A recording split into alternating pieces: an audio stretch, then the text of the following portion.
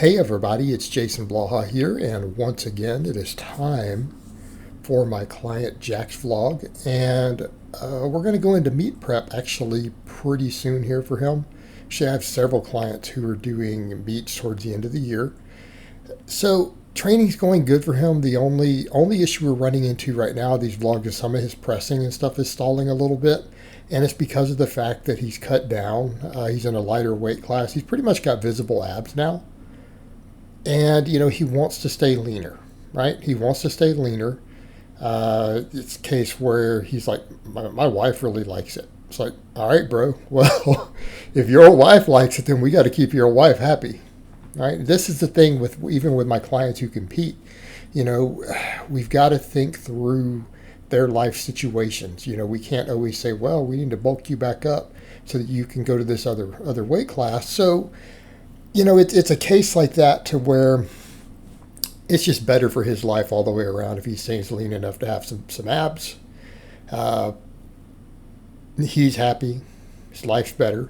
The downside, we're struggling a little bit with the bench stalling. So we'll get to that in a minute. I guess he's got them switched a little bit still in here.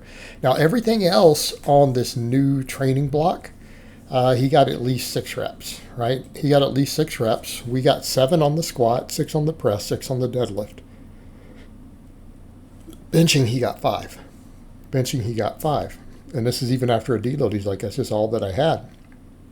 And again, this is the issue we run into with more advanced lifters, right? This can happen with advanced lifters when we're not actively gaining weight or significant amounts of body weight. Sometimes pressing is going to be the first thing to stall. And there's not a lot we can do about that other than just continue to work at it and understand that it's going to go very, very, very slowly. We have to program it careful. We've got to just hypertrophy the muscles involved. We can maybe work on technique or neural drive a little bit to keep bringing it up. So again, for his overhead press day, which he does first in this rotation, yeah, he does overhead pressing. We do one-arm dumbbell rows, and he does tricep extensions. Now, squats, on the other hand, going great.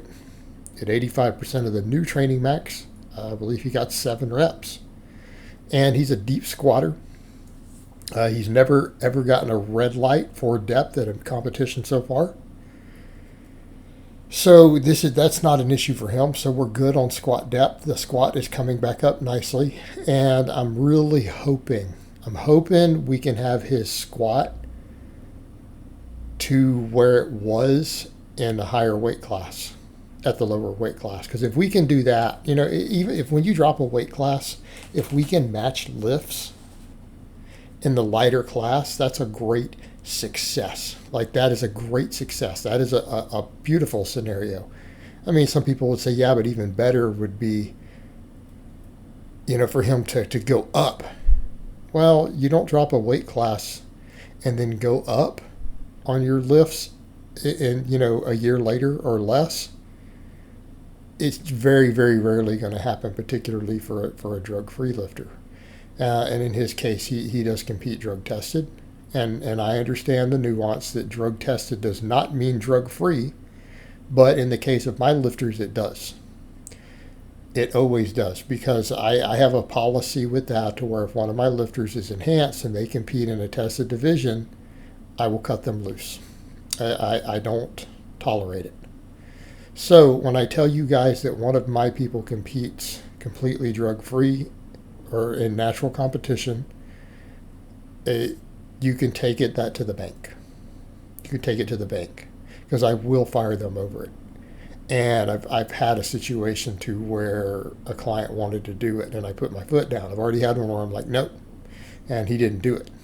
I'm like, you go compete untested, okay? You don't get to do that.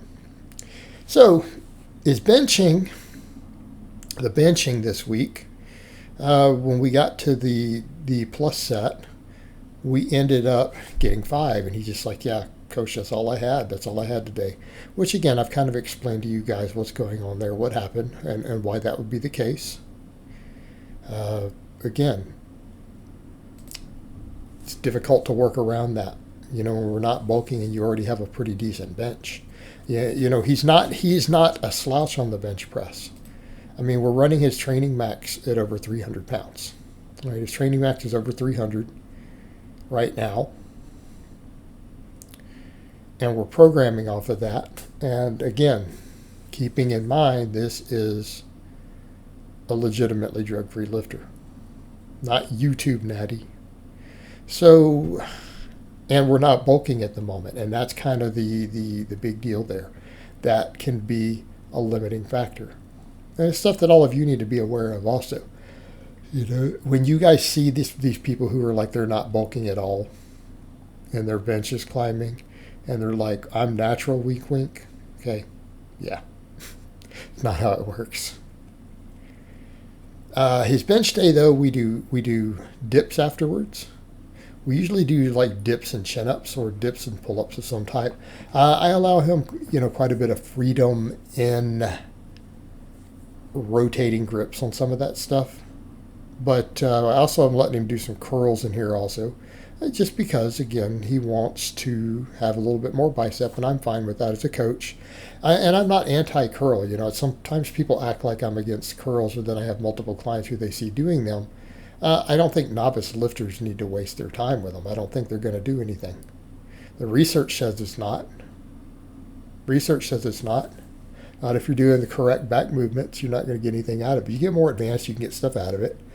The only concern I have is people overdoing it to the point where it's creating inflammation in the bicep tendons. Biceps, when you look at the research on hypertrophy, just don't need as much volume. They actually have a lower volume threshold, apparently, compared to a lot of the other muscles in the upper body. So it's no real benefit to doing endless sets of curls other than to inflame your tendons. So, if you need to do some curls, do a few sets of curls. Pick an efficient movement that works the entire bicep and run with it. Deadlifts, we did good, though. We got, I believe it was 425 for 6 reps. So he got that. It looks good, looks clean. So we know he's past the 500 deadlift again right now.